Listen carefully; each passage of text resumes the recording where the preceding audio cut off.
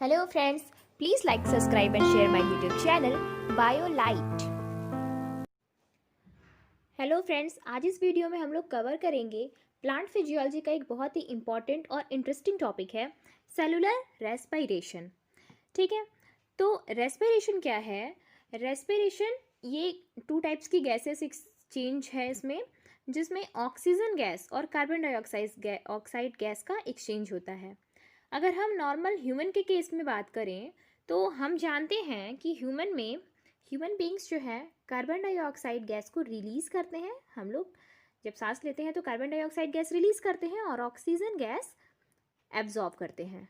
ठीक है, तो ये तो हो गई हमारे ह्यूमन की बात एनिमल केसेस में। तो ये जो रेस्पिरेशन जब हम लोग ह्यूमन के केस में स्टडी करेंगे तो उसकी ब्रांच है ह्यूमन फिजियोलॉजी, उसके अंदर हम लोग इसकी बात करेंगे। बट आज का जो हमारा टॉपिक है वो हम प्लांट के रेस्पिरेशन की बात करेंगे कि प्लांट्स में किस तरीके से रेस्पिरेशन की प्रोसेस होती है। तो ये हम लोग प्लांट फिजियोलॉजी के अंदर इसकी स्टडी करते हैं। तो अगर मैं अब बात करूं कि प्लांट्स की, तो प्लांट्स कौन सी गैस रिलीज़ करते हैं और कौन सी गैस एब्जॉर्ब करते हैं। तो कभी कभी तो हमें बहुत कुछ हम सुनने को आता है कि रात में पेड़ के पास नहीं जाना चाहिए क्योंकि रात में plant carbon dioxide gas release करते हैं। और कभी कहते हैं कि जो हम लोग ऑक्सीजन गैस रिलीज़ करते हैं वही कार्बन डाइऑक्साइड गैस जो हम लोग रिलीज़ करते हैं वही प्लांट एब्जॉर्ब करते हैं। तो कौन सी गैस एक्चुअल में वो रिलीज़ करते हैं और कौन सी गैस एब्जॉर्ब करते हैं, कब कौन सी गैस, कैसे, क्या प्रोसेस है, ये सब कुछ आज इस वीडियो में हम लोग कवर करेंगे। तो चलिए हम लोग स्टार्ट करते हैं सेलुलर रेस्पिरेशन को। देखिए, सेलुलर रेस्पिरेशन क्या है? ये टू टाइप्स का गैसेस एक्सचेंज होता है ग्रीन प्लांट्स में। एक जिसमें दिन के टाइम में जो ग्रीन लीव्स हैं वो कार्बन डाइऑक्साइड गैस को एब्जॉर्ब करती हैं और ऑक्सीजन गैस को रिलीज़ करती हैं।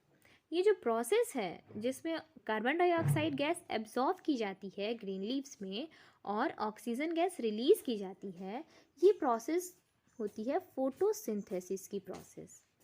ठीक है, फोटोसिंथेसिस एक ऐसी प्रोसेस है जिसमें प्लांट अपना फूड खुद प्रिपेयर करते हैं। ठीक है, अब ये देखिए, एटमॉस्फेयर से ये कार्बन डाइऑक्साइड गैस को एब्जॉर्ब करते हैं और ऑक्सीजन गैस रिलीज़ करते हैं। ठीक है, आप देख सकते हैं यहाँ पे कि प्लांट जो है ये कार्बन डाइऑक्साइड गैस को रिलीज़ कर रहे हैं, एब्जॉर्ब कर रहे हैं और ऑक्सीजन गैस रिलीज़ कर रहे हैं। तो ये जो ऑक्सीजन गैस जब प्लांट रिलीज़ करते हैं तो ये प्रोसेस फोटोसिंथेसिस की प्रोसेस होती है। ठीक है, तो अगर हम बात करें कि प्लांट ऑक्सीजन गैस रिलीज़ कब करते हैं, तो जब भी फोटोसिंथेसिस की प्रोसेस होगी तभी ग्रीन प्लांट्स ऑक्सीजन गैस को रिलीज़ करेंगे और कार्बन डाइऑक्साइड गैस को उसी टाइम वो एब्जॉर्ब करेंगे। ठीक है, अब इस फोटोसिंथेसिस की प्रोसेस में प्लांट अपना फूड मटेरियल प्रिपेयर करते हैं जिसको कि हम लोग ग्लूकोज और रेस्पिरेटरी सबस्ट्रेट, इसी चीज़ को हम लोग कहते हैं। ठीक है, इसमें ये वाटर और कार्बन डाइऑक्साइड की प्रेजेंस में अपना फूड प्रिपेयर करते हैं ग्लूकोज, और इसमें सनलाइट की प्रेजेंस में ये प्रोसेस कंप्लीट होती है। ठीक है, अब देखिए, अब जो दूसरी गैसियस एक्सचेंज की प्रोसेस है, जिसमें ऑक्सीजन गैस एब्जॉर्ब होगी और कार्बन डाइऑक्साइड गैस इवॉल्व होगी, ये प्रोसेस होती है रेस्पिरेशन की। ठीक है, तो अगर जो रेस्पिरेशन वर्ड है ये आ गया तो रेस्पिरेशन का मतलब यही होगा कि ऑक्सीजन गैस एब्जॉर्ब होगी और कार्बन डाइऑक्साइड गैस रिलीज होगी। ठीक है, कार्बन डाइऑक्साइड गैस रिलीज होगी और ऑक्सीजन गैस एब्जॉर्ब होगी। ठीक है, रेस्पिरेशन कहीं भी आया तो उसका सिंपल यही मतलब होगा।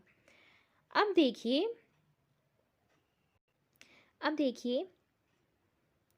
जो फोटोसिंथेसिस के दौरान हमारा जो कार्बन डाइऑक्साइड फोटोसिंथेसिस के दौरान जो हम ऑक्सीजन गैस जो हमारी रिलीज़ हो रही थी वो रेस्पिरेशन में यूज़ होती है, और रेस्पिरेशन में यही ऑक्सीजन गैस हम लोग एब्जॉर्ब करते हैं, और कार्बन डाइऑक्साइड गैस जो यहाँ पे रेस्पिरेशन की प्रोसेस से रिलीज़ होती है वही यहाँ फोटोसिंथेसिस में एब्जॉर्ब की जाती है। ठीक है, और ये जो प्लांट में जो फूड प्रिपेयर करते हैं ग्लूकोज, ये ग्लूकोज अब हमारा रेस्पिरेशन में यूज़ होगा। अब देखते हैं इसका क्या यूज़ है। अब अगर हम रेस्पिरेशन को डिफाइन करें कि डेफिनेशन इसकी अगर करें कि ये क्या है, रेस्पिरेशन की प्रोसेस क्या है, कैसे होती है, कैसे ये गैस रिलीज़ होती है, तो ये एक ऐसी प्रोसेस है जिसमें रेस्पिरेटरी सबस्ट्रेट क्या है हमारा, सुक्रोज, स्टार्च, शुगर, ये हमारे रेस्पिरेटरी सबस्ट्रेट है जो कि प्लांट फूड मटेरियल है, जो कि फोटोसिंथेसिस के दौरान प्लांट्स बनाते हैं, ग्लूकोज, सुक्रोज। तो ये हमारा हो गया रेस्पिरेटरी सबस्ट्रेट। ठीक है, इसका ये broken down through oxidation and release energy. अब ये क्या होते हैं, इनका ब्रेक डाउन होता है। ब्रेक डाउन जब ये टूटते हैं ऑक्सीजन के प्रेजेंस में, तो वो प्रोसेस होती है ऑक्सीडेशन की। ठीक है, ये देखिए ऑक्सीजन के प्रेजेंस में इनका ब्रेक डाउन होता है और लार्ज अमाउंट में एनर्जी रिलीज होती है, और यही एनर्जी हम स्टोर करते हैं। इस एनर्जी का स्टोरेज या कंजर्वेशन किया जाता है।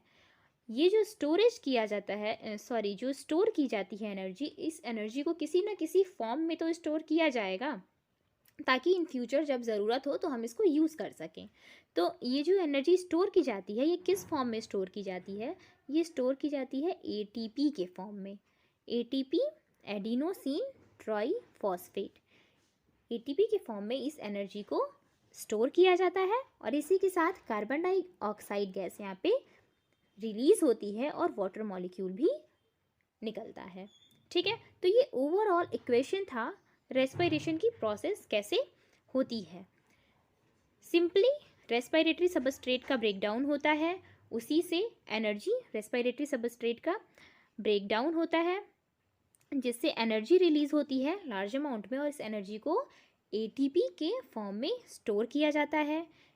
इसी के साथ ऑक्सीजन गैस रिलीज होती है और वाटर मॉलिक्यूल भी निकलता है। ठीक है, अभी अगर हम देखें तो यही वाटर मॉलिक्यूल और कार्बन डाइऑक्साइड गैस फोटोसिंथेसिस के दौरान यूज़ किया जाता है।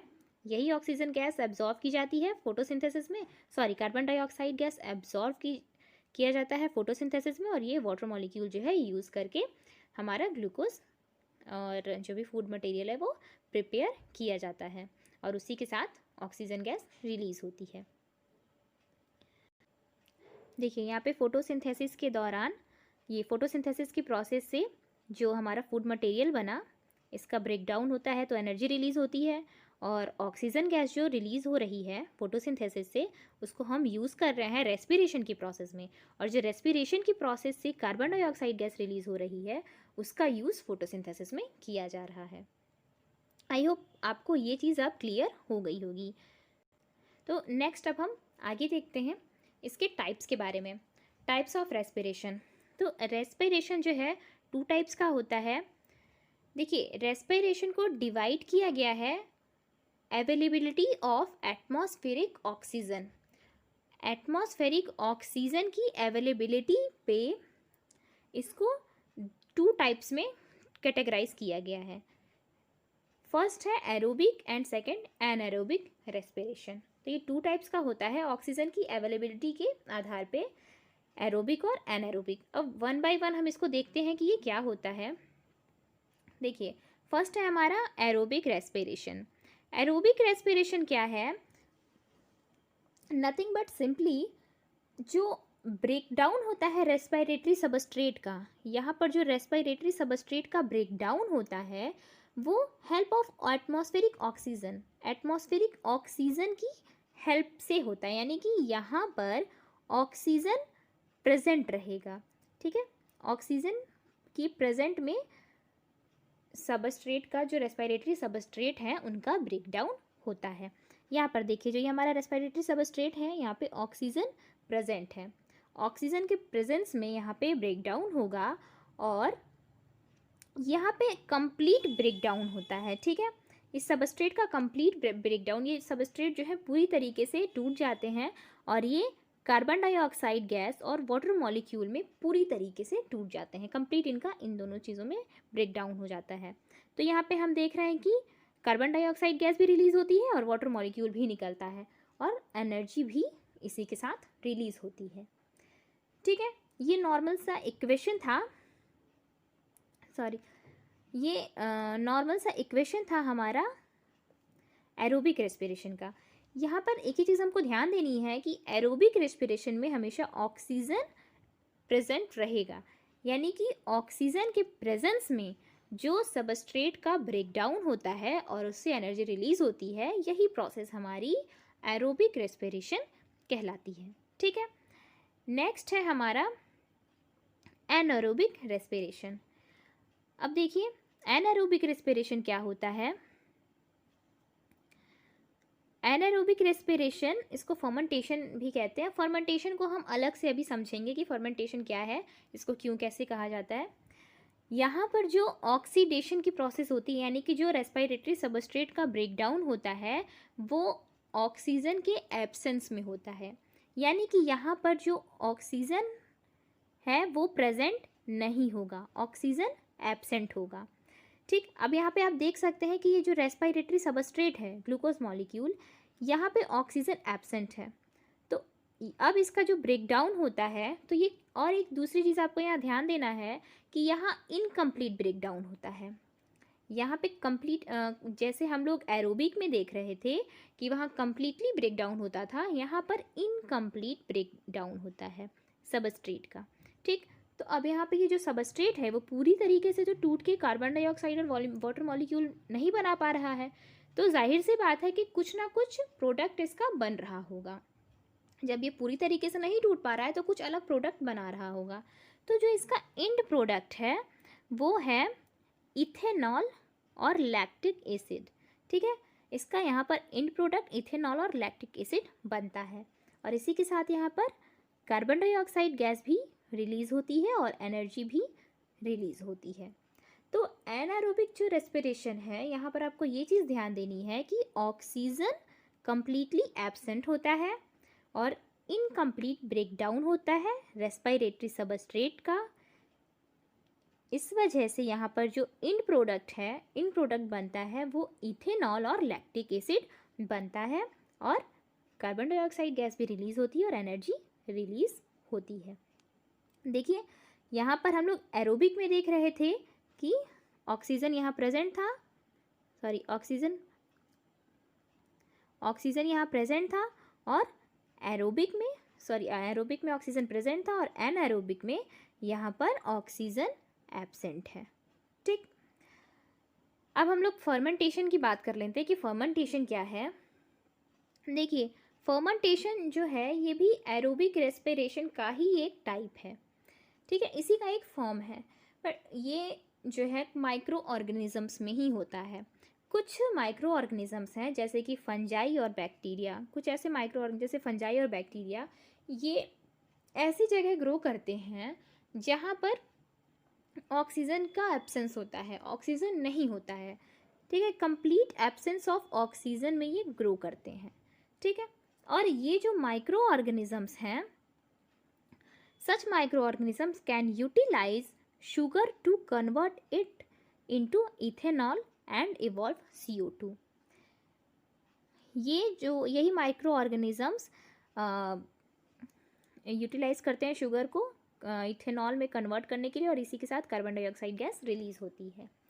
यानी कि है तो ये एनारोबिक रेस्पिरेशन का प्रोसेस, बट ये माइक्रो ऑर्गेनिजम्स में होता है जो कि ऐसी जगह ग्रो करते हैं जहाँ पर ऑक्सीजन एब्सेंट होता है। तो जब ये एनारोबिक रेस्पिरेशन फंजाई या बैक्टीरिया में होगा तो उसे फर्मेंटेशन कहते हैं। दूसरी चीज़ कि जो फर्मेंटेशन की प्रोसेस है ये हायर प्लांट्स या माइक्रो ऑर्गेनिजम्स में पाई जा रही है, ये तो क्लियर हो गया। और दूसरी चीज़ कि ये जो फर्मेंटेशन की प्रोसेस है ये लिविंग सेल्स के आउटसाइड एरिया में होती है। ठीक है, normally anaerobic respiration inside cell होता है, और ये जो है ये आउटसाइड, लिविंग सेल्स के आउटसाइड में पाया जाता है। और एक्स्ट्रा सेलुलर एंजाइम्स कुछ इसमें यूज़ होते हैं, और ये जो एंजाइम्स यूज़ होते हैं ये माइक्रो ऑर्गेनिजम्स ही इनको सिक्रीट भी करते हैं। ठीक है, तो एक तरीके से ये एक स्ट्रिक्टली केमिकल प्रोसेस है। तो ये जो हमारी प्रोसेस हो गई फर्मेंटेशन की, जो माइक्रो ऑर्गेनिजम्स और हायर प्लांट्स में होता है। नॉर्मली एक बार हम अगर एरोबिक और एनारोबिक में डिफरेंस देख लें तो देखिए, एनारोबिक फर्स्ट ऑफ ऑल तो जो एरोबिक रेस्पिरेशन है ये हायर प्लांट्स में कॉमन होता है, और एनारोबिक रेस्पिरेशन अनकॉमन होता है हायर प्लांट्स में, और ये माइक्रो ऑर्गेनिजम्स और माइक्रो ऑर्गेनिजम्स में कॉमन होता है। ठीक है, जहाँ पर ऑक्सीजन एब्सेंट होता है। दूसरी चीज़, जो एरोबिक रेस्पिरेशन है ये सेल के इनसाइड लिविंग सेल्स के इनसाइड होती है, और एनारोबिक रेस्पिरेशन मोस्टली ये भी इनसाइड में पाई जाती है, but living cells are not essential in some fermentation. जो फर्मेंटेशन की प्रोसेस है उसमें लिविंग सेल्स के आउटसाइड ये प्रोसेस होती है। ठीक है, और फिर हम यहाँ पे ऑक्सीजन प्रेजेंट होता है एरोबिक में, और एनारोबिक में ऑक्सीजन एब्सेंट होता है। एक चीज़ और, एरोबिक जो रेस्पिरेशन है ये प्लांट्स के लिए टॉक्सिक नहीं है, बट जो एनारोबिक रेस्पिरेशन है ये हायर प्लांट्स में टॉक्सिक होता है। और इन प्रोडक्ट अगर हम एरोबिक की बात करें तो इन प्रोडक्ट बनता है इसका कार्बन डाइऑक्साइड गैस और वाटर मॉलिक्यूल, और यहाँ पर एनारोबिक रेस्पिरेशन में इन प्रोडक्ट इथेनॉल और कार्बन डाइऑक्साइड गैस होता है। अब फ्रेंड्स, हम इसके बाद जो एरोबिक रेस्पिरेशन और एनारोबिक रेस्पिरेशन है इसकी पूरी प्रोसेस, कैसे ये रेस्पिरेशन होता है, कैसे एनर्जी रिलीज़ होती है, कितने मॉलिक्यूल्स एटीपी के इसमें रिलीज़ होते हैं, इसका कहाँ क्या यूज़ है, ये पूरी प्रोसेस ये बहुत एक कॉम्प्लेक्स प्रोसेस है, कॉम्प्लेक्स मैकेनिज़्म है इसका। तो इसका पूरा मैकेनिज़्म हम नेक्स्ट वीडियो में कवर करेंगे। अगर इस वीडियो में कोई प्रॉब्लम, कोई आपको कन्फ्यूज़न हो तो आप कमेंट बॉक्स में ज़रूर कमेंट करिए, और अगर वीडियो अच्छा लगे तो उसे लाइक, शेयर और सब्सक्राइब ज़रूर करिए। Thank you so much.